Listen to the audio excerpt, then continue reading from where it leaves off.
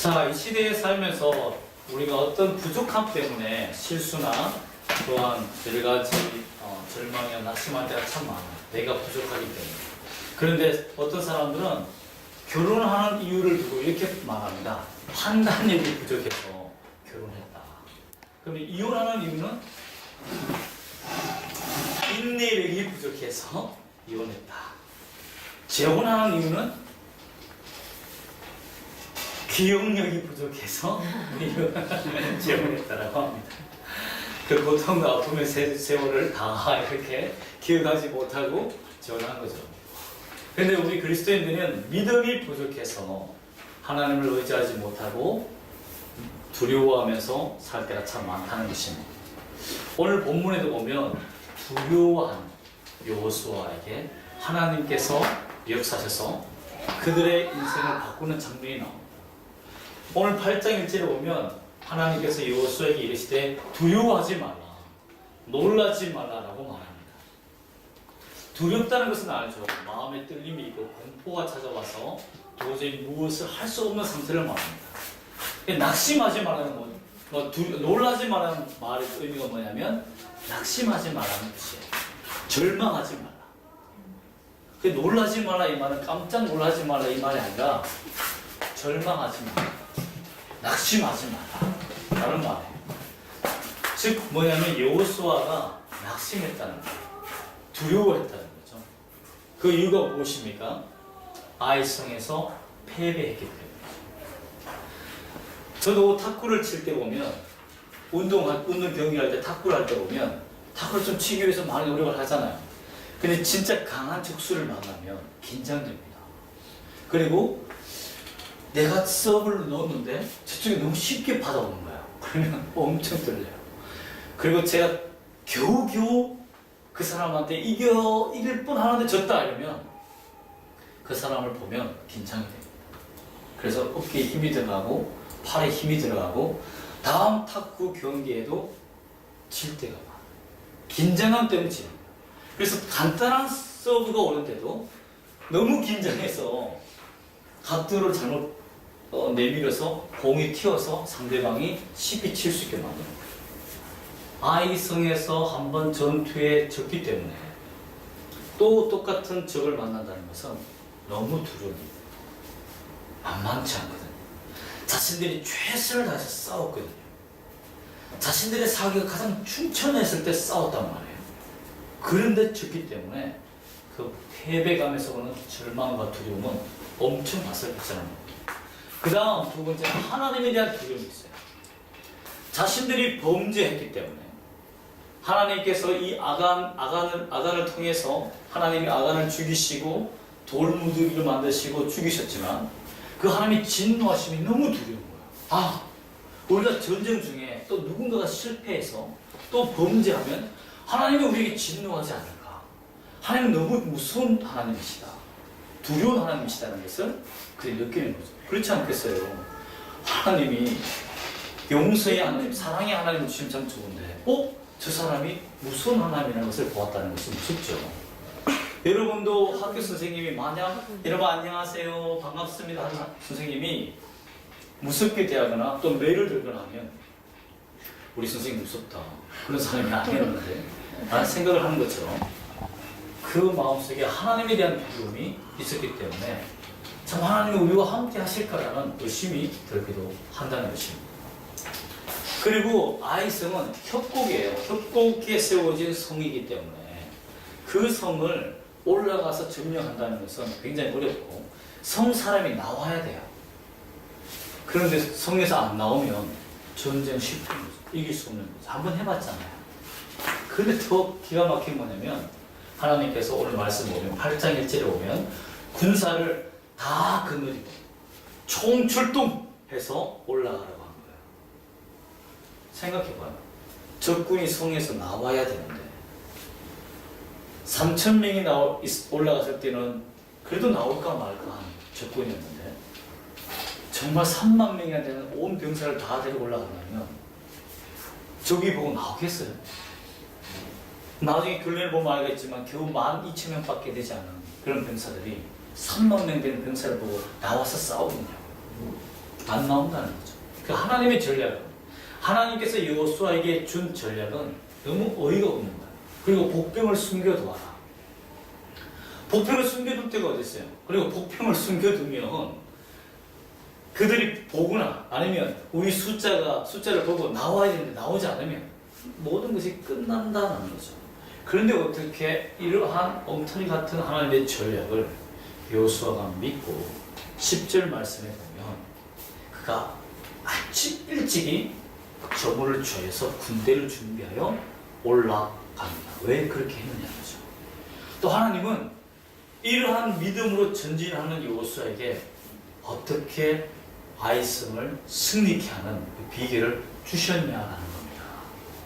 첫 번째 하나님께서 하신 일이 뭐냐면 말씀을 주셨어요. 두려워하지 말라, 놀라지 말라. 즉 우리의 마음을 아시는 하나님을 보여주신 거예요.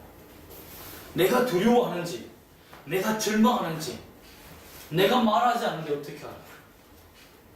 전지전능한 분이시기 때문에 여호수아가 이 전쟁에서 가장 필요한 것은 내가 주는, 하나님이 주는 용기라는 것을 하나님이 너무나 잘 알기 때문에 그에게 먼저 사기를 충천하게 만들어주시는 거예요. 여호수아야, 두려워하지 말라, 놀라지 말라, 내가 너와 함께 할게 라고 하신 겁니다. 우리 하나님은 오늘도 여러분에게 절망하지 마, 두려워하지 마, 내가 너와 함께 하잖아 라고 말씀하시는 하나님이십니다.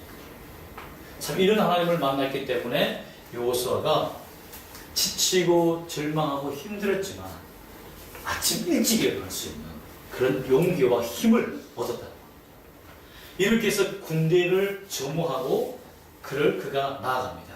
믿음으로 나아갔는데 11절 말씀 보면 기가 막히게 자기의 진영과 아이성 사이에 뭐가 있더라? 한 골짜기가 발견된 거예요. 복병을 숨기라고 했을 때, 이 전략이 너무 엉터리다. 어디 숨겨? 그런데 한 골짜기가 기가 막히게 우연히 발견하게 하십니다. 하나님이 정말 수백 년 동안, 수천 년 동안 만들어 놓은 자연적인 지형, 그 골짜기가 눈앞에 펼쳐진 거예요. 이거다. 그래서 그 병사 5,000명을 그 골짜기에 숨길 수 있도록 하나님이 은혜를 주십니다. 그럼 하나님은 두려워하지 마, 놀라지 마, 믿음으로 나아가 라고 말하면 그 다음부터 우리 보고 알아서 해 라고 하시는 분이 아니라 여호와 이레야라, 미리 준비해 놓으신 하나님, 그리고 그 은혜를, 이레야 하나님을, 준비하신 하나님을 발견하는 은혜도 주십니다. 그래서 믿음의 길이 기쁜 거예요. 절망되고 낙심된 길이지만 그 발견케 하시는 하나님의 은혜와 기적이 너무 기쁜 거예요. 그 은혜를 발견하기를 또 주의 이름 축복합니다. 아멘. 그리고 보면 하나님께서 우리 그 사람들을 매복시켜준 다음에 이제 전진해 가는데 놀라운 일이 생깁니다. 적도 가만히 있지 않습니다. 아이 왕이 일찍 일어났어요. 군대가 일찍 일어나서 이스라엘 군대가 일찍 일어나서 매복 장소에 가서 5,000명을 숨기는데 아이 왕이 너무 일찍 일어난 거예요. 만약 그것을 보게 되면 어떻게 돼요? 안 나오겠죠. 기가 막힌 게 뭐냐면 14절 말씀에 아이 왕이 그들이 군대가 나오는 것을 보았어요. 보고 그 성읍 백성과 함께 일찍이 일어나 급히 나갔다고 했어요. 여호수아도 일찍 일어났고 아이 왕도 일찍 일어났는데 하나님께서 아이 왕의 눈을 가리십니다. 그래서 여호수아 군대의 복병 5,000명이 그 아이 성 사이에 있는 골짜기에 숨는 것을 보지 못하게 만드십니다. 얼마나 놀라운 일이에요. 자칫 잘못해서 더 일찍 일어나서 그 찰나의 순간에 보았답니다. 또 아이성 왕이 정탐꾼을 보내어서 미리 그 첩보를 알았다는 전쟁은 실패했을 거라고. 그런데 하나님께서 한 번 승리한 그 헛된 허영감에 자만심에 아이성 왕이 빠지게 만들고, 또 일찍 일어나서 준비했지만 전략을 짰지만 그 복병을 보지 못하는 하나님의 손길 때문에 그들이 패망의 길에 서게 됐다는 것을 우리 본문에서 볼 수 있습니다. 이것은 하나님을 의지하고 나아가는 사람의 길에 아무리 세상이 악한 방법으로 일찍 일어나서 우리를 괴롭히기 위해서 온 전략과 방법을 다 세워도 하나님이 우리를 감사하시고 저들의 눈을 멀게 하심으로 말미암아 하나님의 길로 인도하신다면 우리의 길이 형통할 수밖에 없다는 것입니다. 적이 내 목에 칼을 들어도 하나님께서 내 생명을 보존하겠다는 것을 믿으시기 바랍니다. 하나님은 그러한 분이십니다. 우리를 지키시기를 원하시고 도우시기를 원하시는 하나님이십니다. 근데 더 놀라운 건 뭐냐면 15절과 16절에 보면 드디어 그들이 꾀임에 넘어오게 됩니다. 여호수아를 추격하여 그들이 거짓 패배하니까 아이성 왕과 군사들이 여호수아를 추격하여 유인함을 받아 아이 성읍을 멀리 어떻게 했다? 떠나갔다고 했어요. 헛된 허리무심이 와. 이야, 우리가 이기고 있어. 우리가 저 여호수아를 또 이기고 있어. 저 패배하는 것 봐. 저 겁쟁이들 하며 자만심으로 가득 찬 그들이 칼을 들고 공격하러 나아갔다는 거죠. 성읍이 비기 시작합니다. 그들은 이겼다고 생각했어요. 그때 하나님께서 18절 말씀 보면 여호수아에게 너의 손에 접은 단창을 들어라. 단창을 들어 그 성읍을 가리켜라. 그래서 단검으로도 얘기하기도 합니다. 그 짧은 공격 무기, 칼을 들고 서 있으라 라고 말한 거죠. 자, 보세요. 전쟁을 할 때 뒤로 물러서고 있지만 언제 북병이 뛰어들어야 될지 압니까? 여호수아는 몰라요. 복병을 숨겨놓고 전쟁을 하는 것이 그들은 처음입니다. 그래서 성읍에 군사들이 다 나왔는지 아니면 성 안에 누가 잠복해 있는지 몰라요. 그런데 하나님이 여호수아에게 알려주십니다. 이때다. 이때 복병이 들어갑니다. 그래서 단창을 든 신호와 함께 복병들이 그 성에 들어갑니다. 들어가니까 어떻게 돼요? 무혈입사. 아무도 없는, 진짜 성이 비어있는, 숨어있는 복병이 없는, 병사가 없는. 여러분 얼마나 놀라웠겠어요? 들어가는 복병들은 얼마나 긴장했겠어요? 성문을 열고 들어갔더니 아무도 없네? 그냥 다 휩쓸어버린, 그 안에 있는 모든 군사가 없습니다.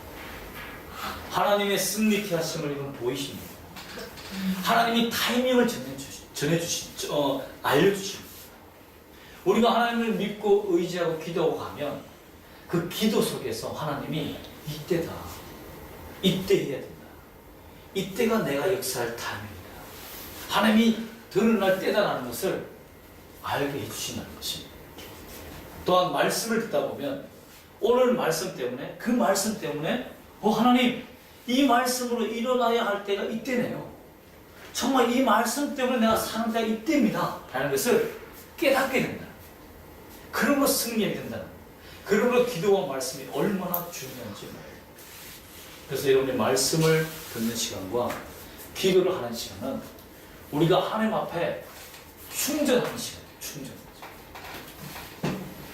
우리가 건전지나 배터리가 없으면 어떻게 돼요? 그냥 끝나는 거예요. 무용지물. 아무리 멋있는 로봇이 있고 우리 아이폰이나 핸드폰, 이런 셀룰라폰, 기계 장비 다 있어도 배터리가 없으면 끝입니다. 충전해야 돼요. 내가 아무리 좋은 무기와 좋은 지식과 지혜와 학식을 가졌다 해도, 은사가 있다고 해도 하나님의 말씀과 기도에 충전되지 아니한 그리스도인들은 사단에게 패합니다. 왜? 헛된 허영심 때문에. 하나님이 알려주시는 때와 그 방법을 사용할 수 있는 지혜가 없기 때문에 패배합니다. 그러므로 우리는 믿음으로 말씀에 충전합니다. 믿음으로 기도에 충전해야 하는 것입니다. 그래야 승리할 수 있습니다. 믿음은 하나님의 승리를 충전받는 유일한 길입니다. 아멘. 그 결과 그들이 하나님 앞에 은혜와 승리를 얻습니다. 20절과 23절 말씀 사이에 보면, 특히 23절 보면 아이 왕이 사로잡힙니다. 모든 적군이 패배하고 아이 왕이 사로잡히게 됩니다. 이 장면이 어떻게 그려지냐면 이렇습니다. 아이 성에서 적군들이 나왔어요. 도망가고 있어요. 도망가다가 이제 복병들이 성을 다 점령한 다음에 불을 질렀어요. 그리고 그러니까 이 사람들이 공격하다가 우리 성에 불이 나네? 이게 뭐야? 깜짝 놀란 거예요. 그때 도망가던 여호수아가 흐흐흐 웃으면서 칼날을 그쪽으로 향합니다. 모든 적군이 돌았습니다. 샌드위치를 만들어서 한 명도 도망가지 못하고 죽여요. 적군들이 얼마나 당황했겠어요. 결국 아이 왕, 정말 지독한 우리에게 두려움을 주었던 그 아이 왕이 사로잡히게 되었다는 것입니다. 하나님을 믿고 의지하고 나아가는 자에게 그 왕을 잡을 수 있는, 우리를 공격하는 최대의 적을 발견하고 잡을 수 있는 기회를 우리에게 주실 줄 믿습니다. 또한 하나님께서 12,000명을 죽이는 대전쟁을 일으키게 만들고 승리를 주시고, 또 26절 말씀 보면 이런 말씀이 있습니다. 아이 주민들을 진멸하라. 바치까지 여호수아가 단창을 잡아 든 손을 거두지 아니하니라. 그들을 다 진멸하라, 이 말은 잔인한 것 같지만 하나님께서 진멸이라는 그 단어가 바로 선물하다, 선물하다는 말이에요. 나에게 그들을 바쳐서 나에게 예배하다는 거죠. 너희가 우리를 공격했던, 우리를 두려움에 빠뜨리게 했던 그 모든 결과들을 다 믿음으로 하나님께 드리라는 거예요. 내가 그들을 통하여서 하나님이 누구인지 드러내겠다. 결국 그 죄악을 다 끊어버리는 역사로 말미암아서 하나님께 거룩한 예배를 드리는 은혜를 주셨다는 것입니다. 또한 여호수아기 마지막으로 보면 놀라운 명예를 허락해 주십니다. 그게 뭐냐면 단창을 들고 있었던 거예요. 어떤 장면이 생각나죠?